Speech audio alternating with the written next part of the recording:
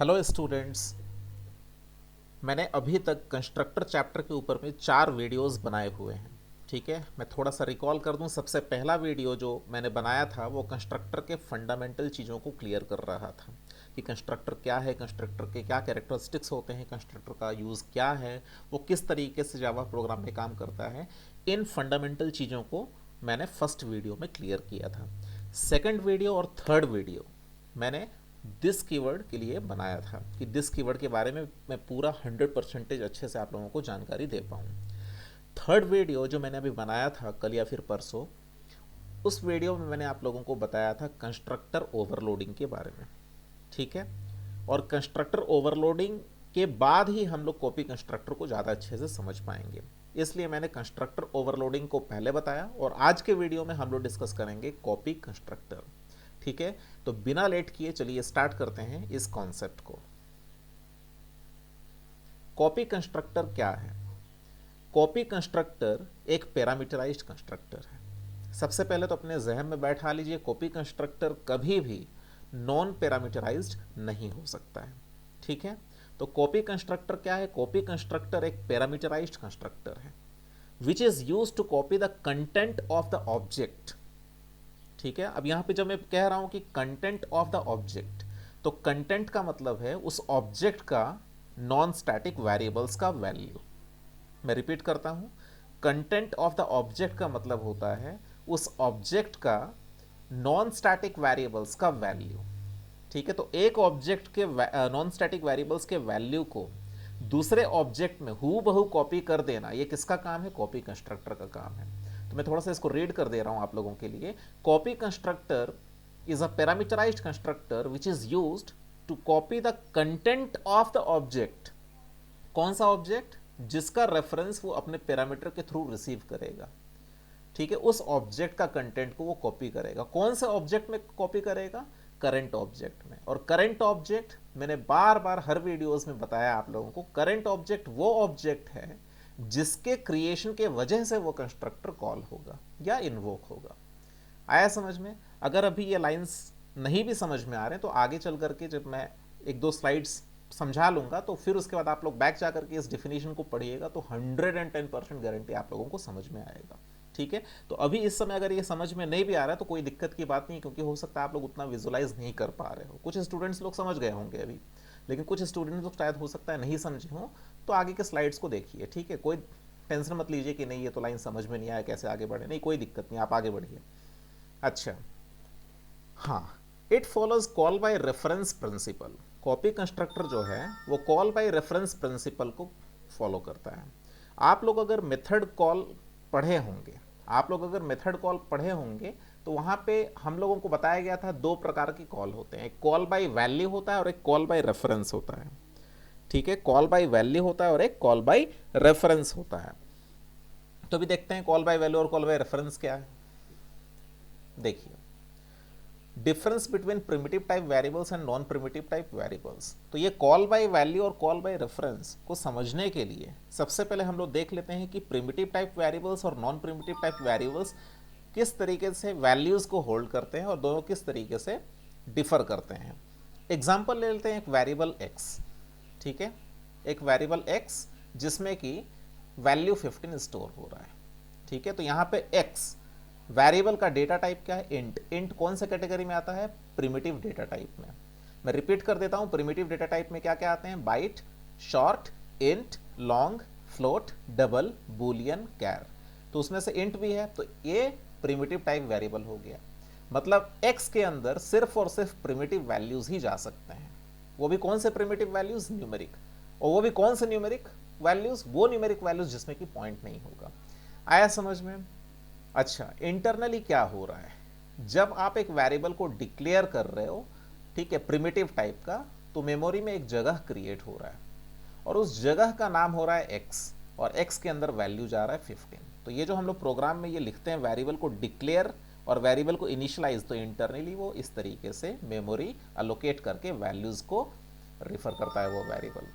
अब देखते हैं नॉन प्रिमिटिव टाइप वेरिएबल। जिस तरह से दोनों को थोड़ा सा कंपेयर कीजिए, यहां पर वेरिएबल का नाम है x, उसी तरह से यहां पर वेरिएबल का नाम डी ओबीजे है।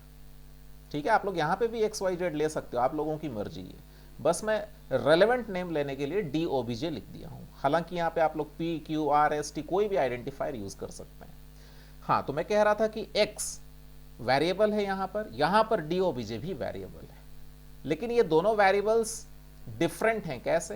क्योंकि इसका डेटा टाइप प्रिमिटिव है और इसका डेटा टाइप क्लास है, मतलब नॉन प्रिमिटिव टाइप है। ये 15 वैल्यू को होल्ड कर रहा था, ये कोई भी न्यूमेरिक वैल्यू को होल्ड नहीं कर पाएगा। ठीक है, न्यूमेरिक वैल्यू मतलब कोई भी प्रिमिटिव वैल्यू को होल्ड नहीं कर पाएगा। इसके अंदर हम लोग सिर्फ लिख सकते हैं is equal to new demo. आया समझ में? मतलब ऑब्जेक्ट क्रिएट करने के बाद जो रेफरेंस होगा वो रेफरेंस कहाँ पे जाएगा? DOBJ में। ठीक है, देखिए इंटरनली ये न्यू कीवर्ड के वजह से हीप एरिया में एक ऑब्जेक्ट क्रिएट हुआ। ठीक है, और किस प्रकार का ऑब्जेक्ट क्रिएट होगा? देखिए न्यू कीवर्ड के बाद क्या लिखा है? डेमो, तो ये डेमो टाइप का ऑब्जेक्ट क्रिएट होगा। ठीक है, हम लोगों को पता है कि जब भी ऑब्जेक्ट क्रिएट होता है तो नॉन स्टैटिक वेरिएबल्स का कॉपी, या कह सकते हैं इंस्टेंस वेरिएबल्स का कॉपी इसके अंदर आ जाता है। मान लीजिए डेमो क्लास के अंदर मैंने 5 नॉन स्टैटिक वेरिएबल्स को डिफाइन किया या डिक्लेयर किया, समझ लीजिए। कौन कौन सा? इंट ए, इंट बी, इंट सी, इंट डी, इंट ई। तो ABCDE इसके अंदर क्रिएट हो जाएंगे। ये आप लोगों को अच्छे से पता होगा अगर आप लोग मेरे प्रीवियस वीडियोस देखे होंगे तो। ठीक है, और हर एक ऑब्जेक्ट का रेफरेंस होता है। मान लेते हैं इस ऑब्जेक्ट का रेफरेंस है 1010, कुछ भी हो सकता है, मैं अज्यूम कर रहा हूं कि मान लेते हैं 1010। अब 1010 यहाँ पे देखिए आप लोग इज इक्वल टू के लेफ्ट साइड में क्या लिखे हैं? DOBJ। मतलब DOBJ में ये ऑब्जेक्ट नहीं आता है, DOBJ में इस ऑब्जेक्ट का एड्रेस यानी कि रेफरेंस आएगा। ठीक है, तो वो क्या करेगा? उस ऑब्जेक्ट को पॉइंट करना स्टार्ट कर देगा। तो यही डिफरेंस है एक प्रिमिटिव टाइप वेरिएबल के डिक्लेरेशन और इनिशियलाइजेशन और नॉन प्रिमिटिव टाइप वेरिएबल के डिक्लेरेशन और इनिशियलाइजेशन के फिनोमेना में। यही डिफरेंस है। यहां पर वैल्यू डायरेक्टली उस वेरिएबल के अंदर है, यहां पर ये ऑब्जेक्ट DOBJ के अंदर नहीं है, उस ऑब्जेक्ट का एड्रेस DOBJ के अंदर है। DOBJ उसको रेफर कर रहा है या कह सकते हैं पॉइंट कर रहा है। आया समझ में आप लोगों को? ठीक है, तो ये कॉन्सेप्ट बहुत जरूरी है समझना। चलिए आगे बढ़ते हैं। यहां पर अब हम लोग देखते हैं जो मैंने बताया था फर्स्ट स्लाइड में या सेकंड स्लाइड में कि कॉल बाय वैल्यू और कॉल बाय रेफरेंस, ये दोनों आप लोगों को अगर पता है तो बहुत अच्छी बात है। मैं ये एज्यूम करके ये वीडियो बना रहा हूं कि कुछ लोगों को हो सकता है कि पढ़े हों लेकिन याद ना हो, तो एक बार call by value, call by reference सिर्फ यही एक स्लाइड के अंदर मैं क्लियर करने की कोशिश करूंगा। देखिए मान लीजिए एक मेथड को मैंने ऊपर में डिक्लेयर किया, उस मेथड का नाम है M1 और वो मेथड पैरामीटराइज्ड मेथड है। इस मेथड का सिर्फ एक पैरामीटर है, उसका नाम है X और उसका डेटा टाइप है int। ठीक है, और मान लीजिए किसी जगह से M1 को कॉल किया जा रहा है, किसी जगह से M1 को कॉल किया जा रहा है और पास किया जा रहा है 56। तो 56 कहाँ जा रहा है? X के अंदर। ये देखिए 56 पास किया जा रहा है X के अंदर। तो आप यहाँ पे क्या पास कर रहे हो? किसी ऑब्जेक्ट के एड्रेस को पास कर रहे हो कि कोई प्रिमिटिव वैल्यू को पास कर रहे हो? वैल्यू को पास कर रहे हो, प्रिमिटिव वैल्यू को पास कर रहे हो, इंटीजर टाइप वैल्यू को पास कर रहे हो। तो इस तरह के कॉलिंग को कॉल बाय वैल्यू कहा जाता है। आया समझ में? So what is call by value? Call by value is a process in which while invoking or calling a method we pass primitive type values. In this case, in order to call M1 method we are passing an integer value 56 which is being received by the parameter X. आया समझ में? ठीक है, अब देखते हैं call by reference. मान लीजिए कि एक मेथड है M1, एक मेथड उसका नाम क्या है? M1। वो भी पैरामीटराइज्ड है और उसके पैरामीटर का नाम भी X है, लेकिन क्या डिफरेंस है? यहां पर ये पैरामीटर का टाइप प्रिमिटिव था, यहां पर इस पैरामीटर का टाइप नॉन प्रिमिटिव है।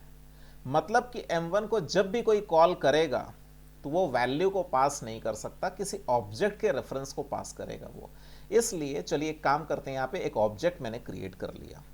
ठीक है, demo DOBJ is equal to new demo. Visualize कीजिए कि हीप एरिया में एक ऑब्जेक्ट बना है, उस ऑब्जेक्ट का रेफरेंस कहां पे मैंने स्टोर किया? DOBJ में। अब जब मैं M1 मेथड को कॉल करूंगा तो मैं पास करूंगा क्या? DOBJ। मतलब मैं ऑब्जेक्ट को पास नहीं कर रहा हूं, मैं रेफरेंस को पास कर रहा हूं, यानी कि एड्रेस को पास कर रहा हूं। नहीं समझ में आया?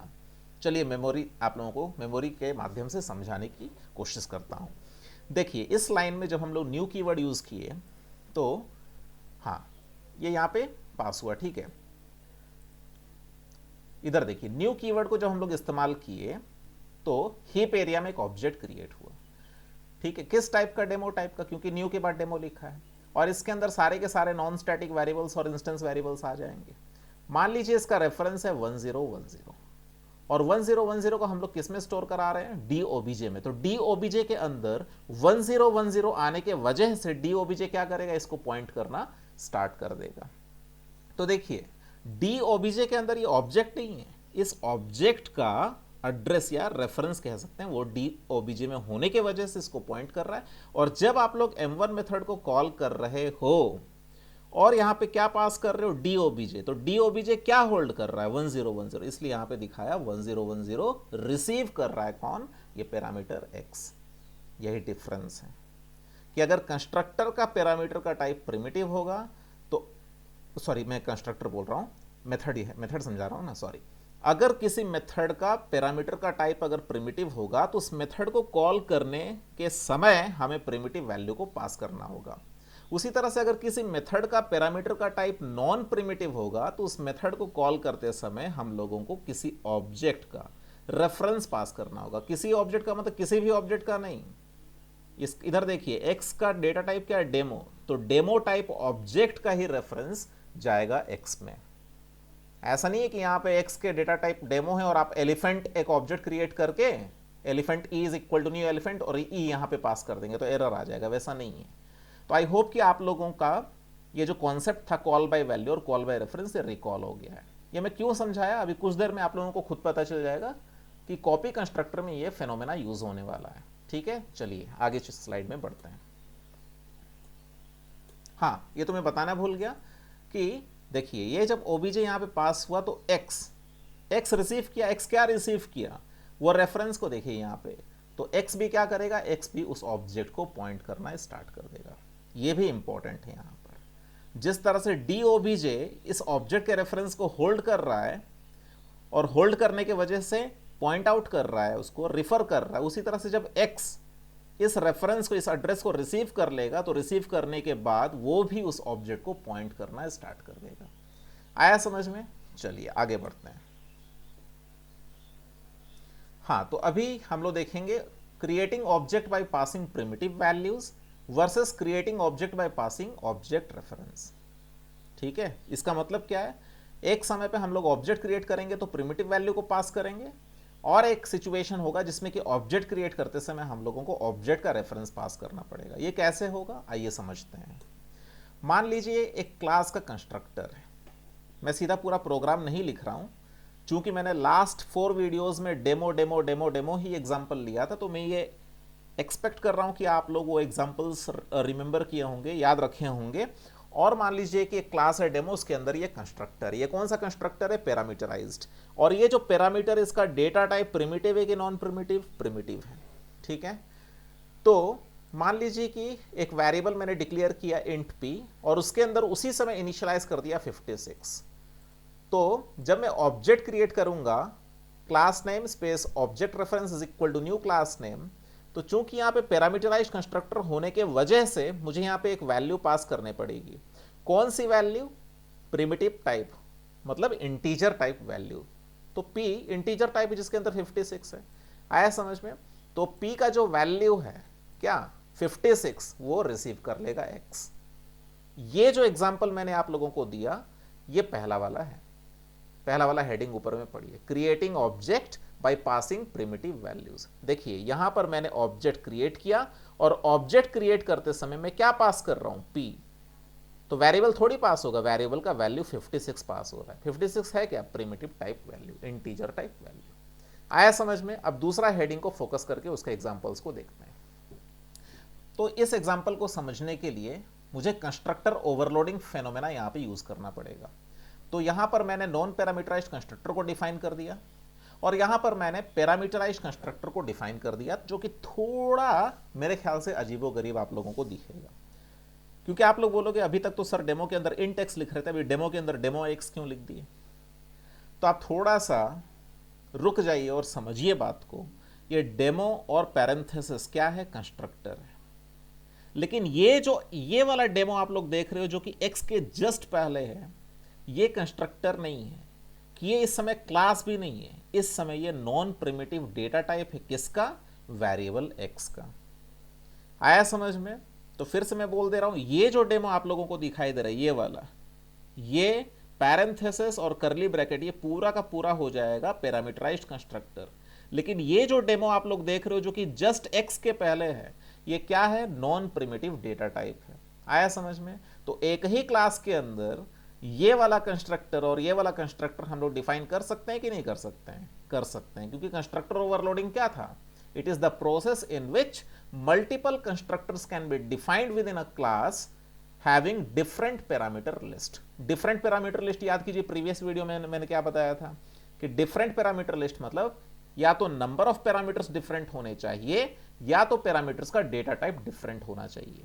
तो इस मान लीजिए क्लास का नाम डेमो है, उसके अंदर दो कंस्ट्रक्टर्स हैं, इसका कितना पैरामीटर? एक भी नहीं। और इसका कितना पैरामीटर? एक ठो। तो ये चलेगा। इस फेनोमेना को बोलेंगे कंस्ट्रक्टर ओवरलोडिंग।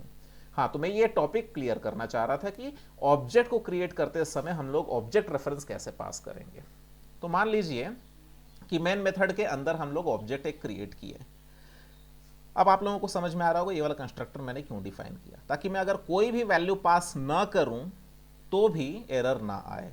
ठीक है, तो ये जो ऑब्जेक्ट क्रिएट हुआ इसका रेफरेंस मैंने स्टोर कर दिया DOBJ1 में। ठीक है, और जब दूसरा ऑब्जेक्ट मैंने क्रिएट किया यूजिंग न्यू कीवर्ड, उस समय मैंने पास किया ये प्रीवियसली क्रिएटेड ऑब्जेक्ट के रेफरेंस को। वो रेफरेंस तो मुझे पता नहीं है, मैं कहां से जानूंगा कि अंदर में कौन सा रेफरेंस कौन सा एड्रेस है, इसलिए उसको होल्ड कर दिया था किसके अंदर? DOBJ1 के अंदर। तो DOBJ1 रेफरेंस वेरिएबल इस पर्टिकुलर ऑब्जेक्ट के एड्रेस को होल्ड कर रहा है, उसी को मैंने पास कर दिया यहां पर दूसरे ऑब्जेक्ट को क्रिएट करते समय। तो इसको कौन रिसीव करेगा? ये DOBJ1 कहां चला जाएगा? ये DOBJ1 X के अंदर चला जाएगा। आया समझ में? देखिए DOBJ1 का डेटा टाइप क्या है? डेमो। मतलब DOBJ1 वो रेफरेंस वेरिएबल है जो कि डेमो टाइप ऑब्जेक्ट का एड्रेस को होल्ड करेगा। तो जब ये इसका वैल्यू रिसीव करेगा X, तो X का डेटा टाइप भी क्या होना चाहिए? डेमो होना चाहिए। आया समझ में या नहीं आया समझ में? ठीक है, अब इस चीज को और भी ज्यादा अच्छे से आगे स्लाइड्स में क्लियर करेंगे। अभी जितना बता रहा हूं सिर्फ उतना समझिए, ज्यादा अपने तरफ से कोई भी दिमाग लगाने की जरूरत नहीं है। जितना बता रहा हूं उतना समझ में आ रहा है कि नहीं आ रहा? अगर नहीं आ रहा तो वीडियो को फिर से मतलब बैक करके फिर से एक बार देख लीजिए और धीरे धीरे अच्छे से समझिए, इधर उधर मत सोचिए कुछ, तभी जाकर के समझ में आएगा। ठीक है, और अपना खुद का अंदर का कॉन्सेप्ट मत निकाल करके यहाँ पे थोपिए। सब कुछ भूल करके जो बता रहा हूं, जो समझा रहा हूं, उसको उसी तरीके से समझने की कोशिश की जिस तरीके से समझाया जा रहा है आप लोगों को। ठीक है, चलिए आगे बढ़ते हैं। अभी हम लोग पढ़ेंगे copying the content of one object to another. मान लीजिए रिक्वायरमेंट क्या है कि एक ऑब्जेक्ट है, और मैंने पहले ही कहा ऑब्जेक्ट का कंटेंट का मतलब क्या है? उस ऑब्जेक्ट के अंदर जितने भी नॉन स्टैटिक वेरिएबल्स के वैल्यू हैं वो सारे के सारे वैल्यूज को दूसरे ऑब्जेक्ट में अगर मुझे कॉपी करना है तो क्या करना पड़ेगा? जैसे समझिए, एक ऑब्जेक्ट मैंने क्रिएट किया, कौन से टाइप का? डेमो टाइप का।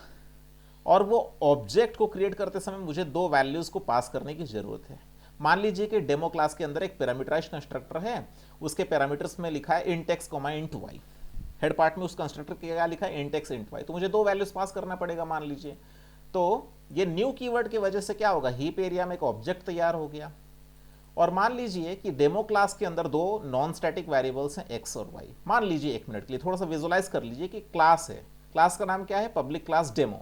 उसके अंदर कितने नॉन स्टैटिक वेरिएबल्स हैं? दो। दोनों का नाम क्या है? int x, int y। x और y दोनों का नाम है, तो वो दोनों आ जाएंगे इस ऑब्जेक्ट के अंदर। मैं यहाँ पे ऑब्जेक्ट को क्रिएट करते समय पास कर रहा हूँ क्या? 45 और 55। तो ये जो ऑब्जेक्ट क्रिएट हुआ because of this new keyword, इसके अंदर क्या आ जाएगा? 45 और 55 आ जाएगा। ठीक है, अब DOBJ1 के अंदर उसके रेफरेंस को मैं स्टोर कर रहा हूं, तो DOBJ1 क्या करेगा? उसको पॉइंट करना स्टार्ट करेगा। अब मेरा रिक्वायरमेंट क्या है समझिए, कि दूसरा ऑब्जेक्ट जब मैं क्रिएट कर रहा हूं यूजिंग न्यू कीवर्ड, जब मैं दूसरा ऑब्जेक्ट क्रिएट कर रहा हूं तो मैं चाहता हूं कि दूसरा ऑब्जेक्ट जब बने तो 45 और 55 पास करके ना बने। समझ रहे? इस तरीके से नहीं, ये तरीका नहीं चलेगा। नीचे तो फिर मुझे क्या करना पड़ेगा, ये तरीका नहीं चलेगा, तो फिर मुझे क्या करना पड़ेगा समझिए। मान लीजिए इस न्यू कीवर्ड की वजह से एक ऑब्जेक्ट बना, दूसरा ऑब्जेक्ट बना, ये तो बना था, पहला वाला बन गया था, इसके वजह से देखिए x में 45, y में 55। मेरा डिमांड क्या है कि जब दूसरा ऑब्जेक्ट बने तो मैं 45 55 अपने तरफ से वैल्यू पास ना करूं, ये जो प्रीवियसली क्रिएटेड ऑब्जेक्ट हैं इसके अंदर जो x और y का वैल्यू ऑटोमेटिकली यहां पे आ जाए। ऑटोमेटिकली मतलब बिना पास किए, यहां पे ऑटोमेटिकली तो कुछ चीज होगा नहीं, हम ही लोगों को करना पड़ेगा कॉपी कंस्ट्रक्टर यूज करके। लेकिन डिमांड क्या है कि डायरेक्टली आप यहां पे 45 55 वैल्यू पास नहीं कर सकते हैं, क्योंकि अभी ना आपको पता है कि यहाँ पे 45 और 55 है, तो आप लिख दिए 45 55। मान लीजिए यही दो वैल्यूज को यूजर अगर पास करता है, तो स्कैनर और बफर रीडर यूज करके हम लोग अगर यूजर से वैल्यू मांगते, दो वैल्यूज ए और बी का दो वैल्यू मांग के यहाँ पे ए और बी पास कर, तब तो आपको वैल्यू नहीं पता रहता कि यूजर क्या देगा। और उस समय मान लीजिए यही डिमांड रहता कि जो भी यूजर डालेगा पहले ऑब्जेक्ट में वैल्यू एक्स और वाई का, वही दूसरे ऑब्जेक्ट में ऑटोमेटिकली आ जाना चाहिए। यहाँ पे ना आपको हार्ड कोडेड दिख रहा है कि हाँ 45 है तो 45 लिख देंगे, 55 है तो 55 लिख देंगे। मान लीजिए यही यूजर अगर वैल्यू देगा तो कैसे नहीं लिख पाएंगे, ठीक है, तो इसलिए मैंने इसको काट दिया, ये तरीका नहीं। दूसरा क्या तरीका हो सकता है कि इस सेकंड वाले ऑब्जेक्ट में पहले वाले ऑब्जेक्ट का एक्स और वाई का वैल्यू ऑटोमेटिकली आ जाए, ठीक है। तो मुझे क्या करना पड़ेगा, ये पहले वाले ऑब्जेक्ट का रेफरेंस जो वेरिएबल में स्टोर हुआ है DOBJ1, उसको यहां पे पास कर देना होगा। और मैं अच्छे तरीके से समझ रहा हूं कि बहुत से स्टूडेंट्स लोगों को अभी तक समझ में आया नहीं होगा, क्योंकि मैं अभी तक पूरे अच्छे से समझाया ही नहीं हूं, सिर्फ मोटे मोटे रूप में ऊपर ऊपर आप लोगों को समझा रहा हूं कि कैसे होगा, ठीक है। तो ऐसा करने से, इसको पास करने से x के अंदर y के अंदर क्या आ जाना चाहिए, 45 और 55 आ जाना चाहिए। ये होगा कैसे, ये होगा बच्चों कॉपी कंस्ट्रक्टर के मदद से। फिर से मैं डिमांड एक बार आप लोगों को रिपीट कर दे रहा हूं। क्या डिमांड है कि एक ऑब्जेक्ट क्रिएट किया हमने न्यू कीवर्ड की मदद से, और दो वैल्यूज पास किया 45 55। ये 45 गया कंस्ट्रक्टर के पास, 55 गया, और वो इनिशियलाइज होकर के यहाँ पे x का 45 y का 55 आ गया, जिसको कि DOBJ1 पॉइंट कर रहा है। ये हो गया, इतना क्लियर है। लेकिन दूसरा ऑब्जेक्ट क्रिएट करते समय मेरा डिमांड ये है कि वैल्यूज 45 और 55 को डायरेक्टली पास नहीं किया जाए, बिना ये वैल्यूज डायरेक्टली पास किए प्रीवियसली क्रिएटेड ऑब्जेक्ट का वैल्यू ऑटोमेटिकली इस ऑब्जेक्ट में आ जाना चाहिए। तो मुझे क्या पास करना पड़ेगा, प्रीवियसली क्रिएटेड ऑब्जेक्ट का रेफरेंस पास करना पड़ेगा। तो रेफरेंस तो हम लोग डायरेक्टली कैसे पास करेंगे, उसको तो स्टोर किए हैं DOBJ1 में, तो DOBJ1 यहां पे लिख देना होगा, जिसके वजह से क्या होगा, वो रेफरेंस पास हो जाएगा। तो उस तरह का कंस्ट्रक्टर भी होना चाहिए जो इस रेफरेंस को रिसीव करे। आया समझ में या नहीं आया समझ में? तो DOBJ2 में स्टोर करेंगे, DOBJ2 इसको पॉइंट करेगा। कैसे होगा ये सारा चीज, आइए नेक्स्ट स्लाइड में देखते हैं। तो अब आ गया वो मुद्दा, वो मेन चीज, मेन कॉन्सेप्ट जिसके लिए आज का वीडियो बनाया जा रहा है। तो कॉन्सेप्ट क्या था, कॉपी कंस्ट्रक्टर, ठीक है। बहुत ही इंटरेस्टिंग चीज है ये एग्जाम्पल प्रोग्राम जो मैं आप लोगों को दिखाने जा रहा हूं। अगर आप लोग 100% कॉन्सेंट्रेट करके देखोगे तो मैं विश्वास के साथ कह सकता हूं कि आप लोगों का कॉपी कंस्ट्रक्टर का कॉन्सेप्ट 100% क्लियर हो जाएगा।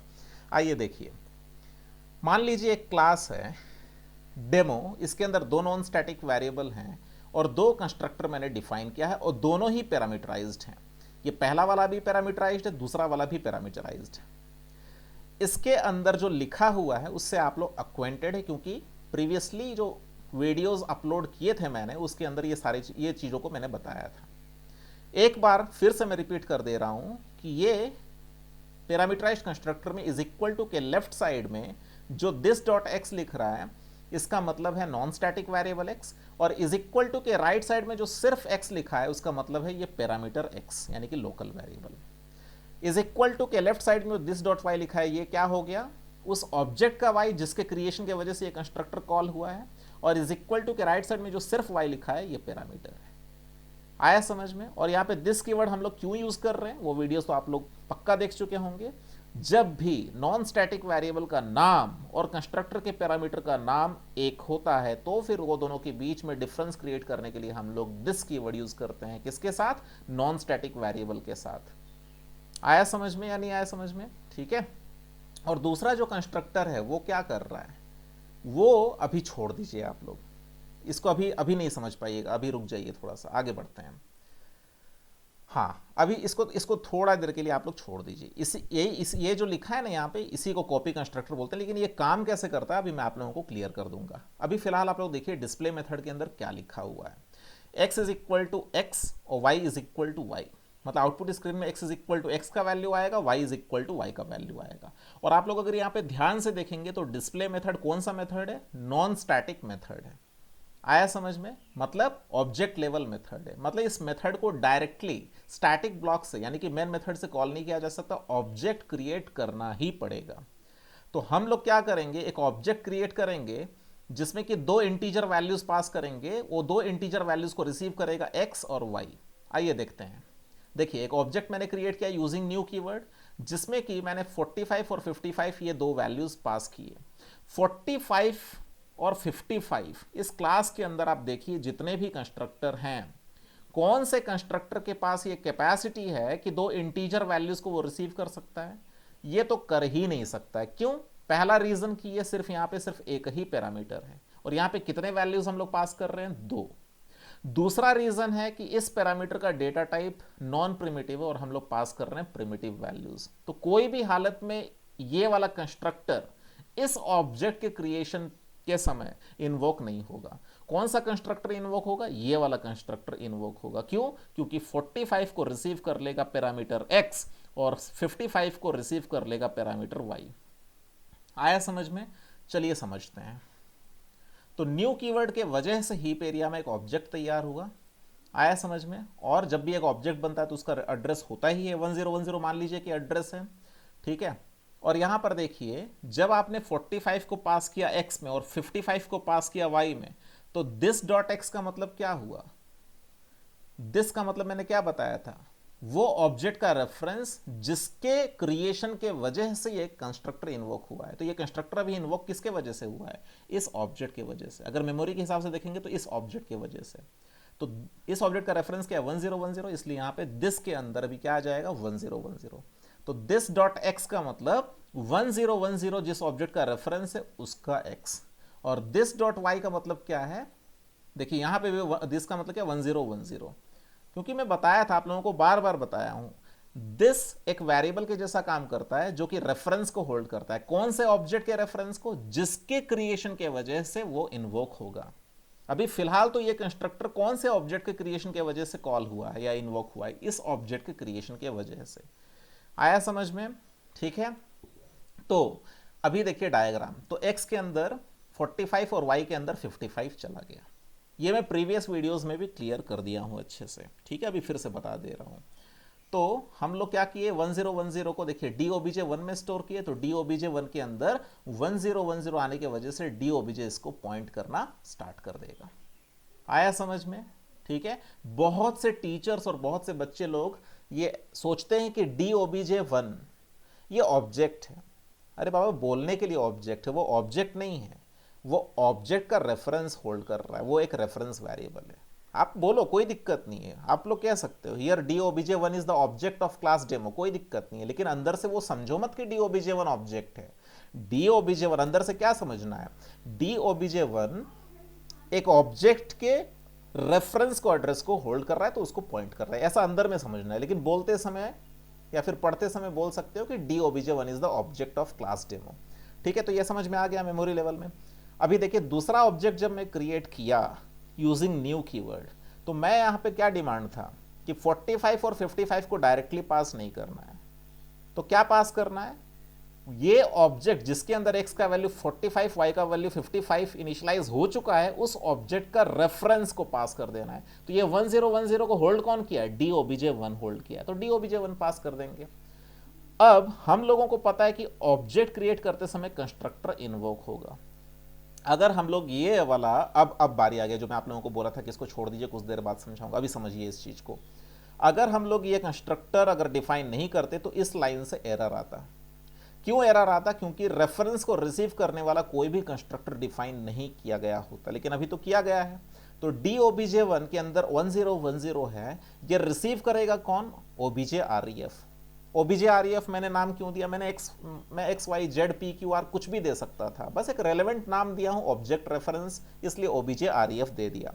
ठीक है, तो मैं क्या बता रहा था, ये ऑब्जेक्ट क्रिएट करते समय, ठीक है, न्यू कीवर्ड के वजह से एक ऑब्जेक्ट क्रिएट हुआ। ठीक है, मान लीजिए इसका रेफरेंस है 2020, क्योंकि जितने भी ऑब्जेक्ट्स क्रिएट होंगे सारे के सारे का एड्रेस डिफरेंट होगा, यूनिक होगा। ठीक है, और ये DOBJ1 के अंदर क्या है, 1010। ये कहाँ जा रहा है, ये जा रहा है OBJREF के पास, तो OBJREF के पास भी 1010 हो गया। ठीक है, अब यहां पे देखिए दिस डॉट एक्स का मतलब क्या है, बहुत इंटरेस्टिंग चीज है, पूरा ध्यान से समझिए। यहां पर दिस डॉट एक्स का मतलब क्या है, यहां पर दिस का मतलब वही है कि उस ऑब्जेक्ट का रेफरेंस जिसके क्रिएशन के वजह से ये कंस्ट्रक्टर इन्वोक हुआ है। तो ये वाला कंस्ट्रक्टर जो इन्वोक हुआ है, ये ऊपर वाले ऑब्जेक्ट के क्रिएशन के वजह से हो रहा है कि सेकंड वाले का रेफरेंस क्या है, 2020। तो यहां पे दिस डॉट एक्स का मतलब है 2020.x, मतलब उस ऑब्जेक्ट का x जो कि दूसरी दफा क्रिएट हो रहा है, यानी कि सेकंड वाला। और दिस डॉट वाई का मतलब क्या है, 2020.y, यानी कि उस ऑब्जेक्ट का y जिसके क्रिएशन के वजह से ये वाला कंस्ट्रक्टर अभी इन्वोक हुआ है। तो देखिए लेफ्ट साइड में मैंने क्या लिखा, this dot x, this dot y, ताकि करेंटली क्रिएटेड ऑब्जेक्ट इनिशियलाइज हो। और राइट साइड में मैंने क्या लिखा, OBJREF.x, और OBJREF में क्या है, 1010। 1010 क्या है, पहले वाले ऑब्जेक्ट का रेफरेंस। तो जब आप यहां पे लिख रहे हो 1010.x, मतलब पहला वाला ऑब्जेक्ट का x का वैल्यू कितना, 45 चला जाएगा इस ऑब्जेक्ट के x में। तो आप लोग कह सकते हो कि इज इक्वल टू के लेफ्ट साइड में जो हम लोग लिख रहे हैं दिस डॉट एक्स, ये है सेकंड वाला ऑब्जेक्ट का x, और इज इक्वल टू के राइट साइड में जो लिख रहे हैं OBJREF.x, ये है पहले वाले ऑब्जेक्ट का x। यहां पे जो लिख रहे हैं इज इक्वल टू के लेफ्ट साइड में दिस डॉट वाई, ये आप लोग कह सकते हैं कि सेकंड वाले ऑब्जेक्ट का y, और यहां पर इज इक्वल टू के राइट साइड में जो हम लोग लिख रहे हैं OBJREF.y, इसका मतलब है कि पहले वाले ऑब्जेक्ट का y।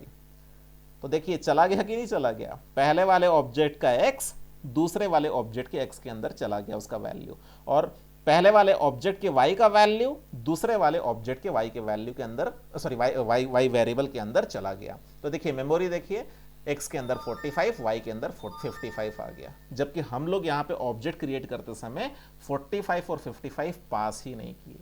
क्या पास किए, पहले वाले ऑब्जेक्ट का रेफरेंस। तो ये वाला ऑब्जेक्ट जो वैल्यूज को कंटेन कर रहा होगा, वही वैल्यूज ये सेकंड वाला ऑब्जेक्ट भी कंटेन करने लगेगा। आया समझ में?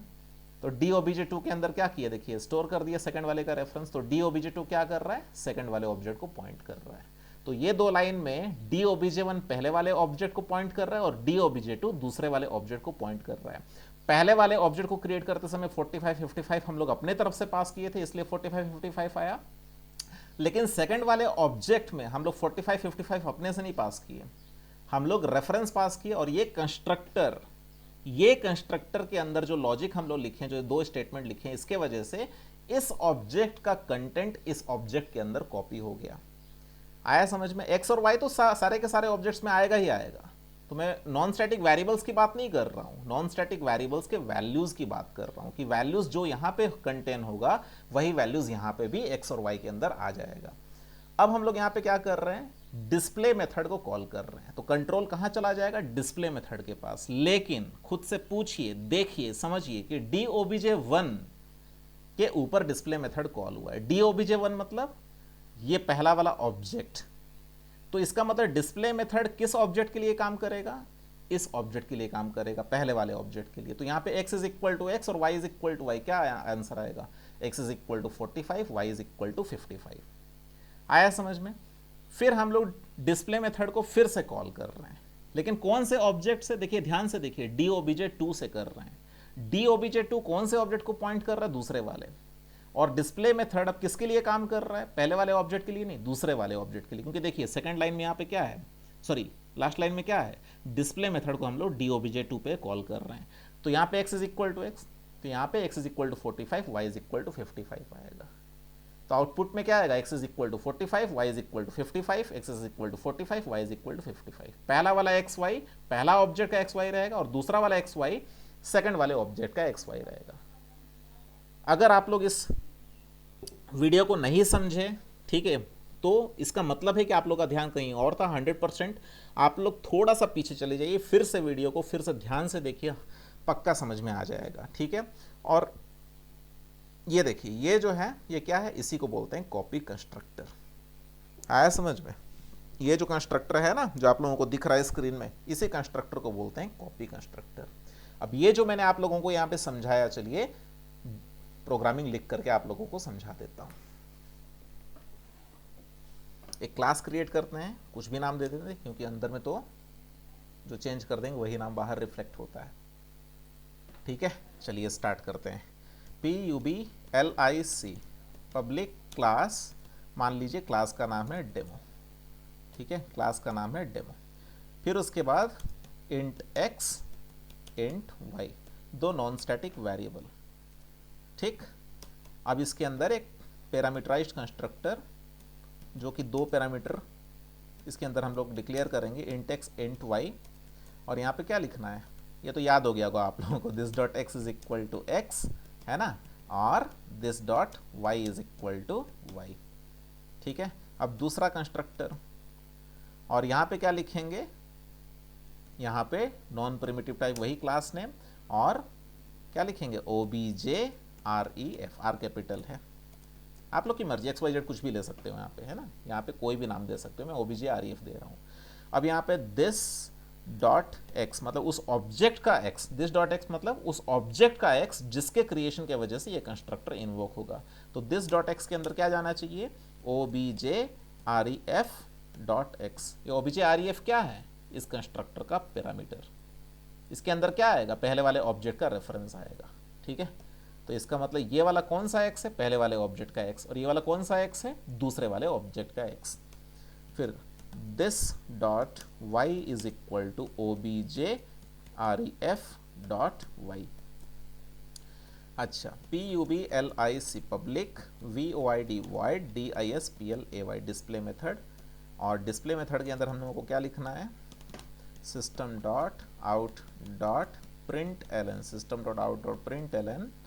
यहाँ पे क्या लिखना है, x इज इक्वल टू, और बाहर निकल करके कॉन्केटिनेशन साइन x, ठीक है। इसको कॉपी कर लेते हैं और यहाँ पर लिखते हैं y is equal to y, है ना, y is equal to y. मतलब जब भी डिस्प्ले मेथड कॉल होगा तो वो उस ऑब्जेक्ट का x और y का वैल्यू वो डिस्प्ले करेगा। अब मेन मेथड डिफाइन करते हैं, public static void main, public static void main, capital STRING string array ARGS, और इसके अंदर ऑब्जेक्ट क्रिएट करता हूँ डेमो DOBJ1, पहला object is equal to new demo, और मान लीजिए यहाँ पे मैं वैल्यूज पास कर रहा हूँ 45,55, ठीक। और दूसरा ऑब्जेक्ट क्रिएट कर रहा हूँ demo DOBJ2 is equal to new DEMO demo, और यहाँ पर 45,55 नहीं पास करके क्या करेंगे, पहले वाले ऑब्जेक्ट का रेफरेंस पास कर देंगे, पहले वाले ऑब्जेक्ट का क्या पास कर देंगे, रेफरेंस पास कर देंगे, ठीक है। अब DOBJ1 dot DISPLAY display method, ठीक है, और इसको कॉपी कर लेते हैं और यहाँ पे DOBJ2 लिख देते हैं, DOBJ2 डॉट डिस्प्ले मेथड, ठीक है। अब इसको थोड़ा छोटा कर देता हूँ आप लोगों के लिए, देखिए। तो क्या किया, क्लास मैंने डिफाइन किया, ये क्लास का ब्लॉक यहाँ पे स्टार्ट हो रहा है, क्लास का ब्लॉक यहाँ पे एंड हो रहा है, ठीक है। दो नॉन स्टैटिक वेरिएबल हैं, और ये पैरामीटराइज्ड कंस्ट्रक्टर है, ये भी पैरामीटराइज्ड कंस्ट्रक्टर है, लेकिन इस यहाँ पे क्या है, दो पैरामीटर्स हैं, यहाँ पे एक पैरामीटर है। ये दोनों पैरामीटर का टाइप क्या है, इंट है, इस पैरामीटर का टाइप क्या है, क्लास, यानी कि नॉन प्रिमिटिव डेटा टाइप, और इसको बोलते हैं कॉपी कंस्ट्रक्टर, ठीक है। इसी चीज़ को क्या कहते हैं, कॉपी कंस्ट्रक्टर, जो कि एक ऑब्जेक्ट का वैल्यू दूसरे ऑब्जेक्ट में डालने के काम आता है। डिस्प्ले मेथड यहाँ पे क्या कर रहा है, x और y का वैल्यू प्रिंट कर रहा है। स्टैटिक मेथड के अंदर हमने क्या किया, एक ऑब्जेक्ट क्रिएट किया जहाँ पे 45,55 प्रिमिटिव वैल्यू पास किया, 45 कहाँ चला जाएगा, x के अंदर, और ये जो 55 दिखाई दे रही है, 55 कहाँ पे चला जाएगा, ये y के अंदर, ठीक है, आप लोगों को तो पता है। और दूसरा ऑब्जेक्ट क्रिएट करते समय मैंने क्या पास किया, पहले ऑब्जेक्ट का रेफरेंस, और फिर डिस्प्ले मेथड को कॉल किया पहले ऑब्जेक्ट के रेफरेंस वेरिएबल से, और डिस्प्ले मेथड को फिर कॉल किया दूसरे ऑब्जेक्ट के रेफरेंस वेरिएबल से। तो यहाँ पे क्या आएगा, सेम आएगा, 45 55 45 55, x इज इक्वल टू 45, देखते हैं no syntax error, right click करिए और मेन मेथड को कॉल कीजिए। देखिए x is equal to 45, y is equal to 55। ये जो दिख रहा है ये पहले वाले ऑब्जेक्ट का x और y का वैल्यू है जिसका रेफरेंस स्टोर किए थे हम लोग DOBJ1 में, और ये वाला जो x इज इक्वल टू 45 और y इज इक्वल टू 55 दिख रहा है ये दूसरे ऑब्जेक्ट का x y का वैल्यू है जिसका रेफरेंस हमने स्टोर किया था DOBJ2 में। आया समझ में? ठीक है, तो ये था कॉपी कंस्ट्रक्टर का कॉन्सेप्ट। तो मैं वही कह रहा था कि यहाँ पे ना आपको पता है कि 45 और 55, मान लीजिए कि अगर यूज़र से अगर वैल्यू लेंगे तो give two values SCANNER scanner SCN is equal to new SCANNER, और यहाँ पर क्या लिखेंगे SYSTM system डॉट इन, और ऊपर में जाकर के मुझे स्कैनर क्लास को इंपोर्ट करना पड़ेगा। ठीक है, IMPORT import java dot util dot SCANNER scanner बस। हाँ, अब उसके बाद एक मैसेज पास कर देंगे, मैसेज पास करना ही पड़ेगा, नहीं तो आउटपुट स्क्रीन खुलेगा ही नहीं। system dot out dot println, और यहाँ पे लिखेंगे enter two values, enter two integer values दे देते हैं, एंटर टू इंटीजर वैल्यूज, और पहला वाला को स्टोर करेंगे a में, मान लीजिए a is equal to SCN dot next int, ठीक है, और दूसरा int b is equal to SCN dot next int. ठीक है, अब यहाँ पे 45 55 की जगह मैं पास करूँगा a और b। ठीक है, अब यूज़र जो वैल्यू देगा वही x और y का वैल्यू आएगा। आया समझ में या नहीं आया समझ में? No syntax error. देखिए यहाँ पे मान लीजिए 12 दिया और 13 दिया, तो x इज इक्वल टू 12 और y इज इक्वल टू 13, ये पहला ऑब्जेक्ट का वैल्यूज है, और x इज इक्वल टू 12 और y इज इक्वल टू 13 ये दूसरा ऑब्जेक्ट का वैल्यू है। अभी 1 मिनट और रुक जाइए।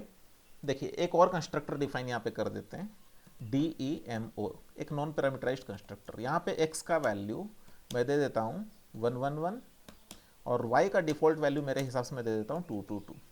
ठीक है, तो जब भी कोई ऑब्जेक्ट क्रिएट करेगा और कोई भी वैल्यू पास नहीं करेगा, ठीक है, मान लीजिए कोई भी वैल्यू पास नहीं करेगा, demo DOBJ3 is equal to new demo, और कोई भी वैल्यू पास नहीं कर रहा है, ठीक है, तो DOBJ3 dot display DISPLAY dot display. तो अभी देखिए अभी क्या होगा, यूजर जो वैल्यू देगा वो 2 बार प्रिंट होगा। क्यों? क्योंकि इस ऑब्जेक्ट के अंदर भी वो वाला वैल्यूज आ जाएगा और इस ऑब्जेक्ट के अंदर भी आ जाएगा by the help of copy constructor. लेकिन यहाँ पे कौन सा कंस्ट्रक्टर इन्वोक होगा? ये नॉन पैरामीटराइज्ड, जिसके अंदर x और y का वैल्यू 111 222 है। इसलिए लास्ट वाला लाइन में क्या दिखेगा, x इज इक्वल टू 111 और y इज इक्वल टू 222। ठीक है, ये देखिए इससे क्या हुआ, हमारा कंस्ट्रक्टर ओवरलोडिंग का कॉन्सेप्ट भी समझ में आ गया। मान लीजिए 15 दे रहा हूँ 16 दे रहा हूँ, तो x इज इक्वल टू 15 ये पहले वाले ऑब्जेक्ट का वैल्यू है, x is equal to 15 y is equal to 16 ये दूसरे वाले ऑब्जेक्ट का वैल्यू है, और x इज इक्वल टू 111 और y इज इक्वल टू 222 ये थर्ड वाले ऑब्जेक्ट का वैल्यू है। क्यों? क्योंकि थर्ड वाला ऑब्जेक्ट जब आप लोगों ने यहाँ पे क्रिएट किया था तो कोई भी वैल्यू पास नहीं किया था, तो इसके वजह से क्या हुआ, ये नॉन पैरामीटराइज्ड कंस्ट्रक्टर इन्वोक हो गया जिसके अंदर x और y का वैल्यू आपने इनिशियलाइज किया था 111 222। आया समझ में? हमारा मेन कॉन्सेप्ट ये वाला है। आप लोग अगर इसको 2-4 बार अगर प्रैक्टिस कर लोगे, जैसे मैंने यहाँ पे इस एग्जांपल में 2 वेरिएबल्स लिए, आप लोग 3 वेरिएबल्स ले लो, मैंने यहाँ पे डेटा टाइप इंट लिया, आप लोग एक काम करो फ्लोट या फिर डबल ले लो, और अपने से बिना नोट्स को देखे बिना वीडियो को देखे एक बार देख लो 1-2 बार, लेकिन एक बार फाइनली जो बैठोगे खुद से करने की कोशिश करो, और अगर हो गया तो समझ लो कि आप लोगों को कॉन्सेप्ट समझ में आ गया है, और नहीं हुआ तो प्लीज़ आप लोग मुझे कॉल कर सकते हैं, ठीक है, या फिर व्हाट्सएप में डाउट्स पूछ सकते हैं, मैं हमेशा आप लोगों के लिए तैयार हूँ। ठीक है, तो यही था। Thank you and have a nice day. Bye bye.